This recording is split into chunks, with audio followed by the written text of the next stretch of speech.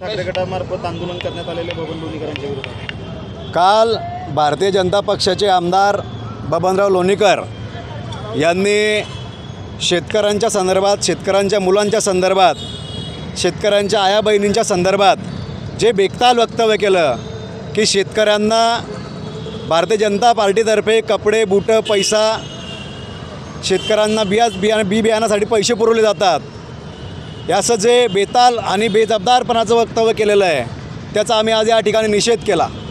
खरं तर बबनराव लोणीकर हा ज्या मतांनी निवडून आलेला आहे ते माझ्या शेतकरी राजाचं मतदान आहे आणि त्या शेतकरी राजाच्या मतदानामुळेच तो आज विधानसभेमध्ये त्या ठिकाणी पोचलेला आहे। आणि या देशाचा पोशिंदा, या जगाच्या पाठीचा कणा माझ्या शेतकरी राजाबद्दल असे अपशब्द बोलताना यांना लाज कशी वाटत नाही।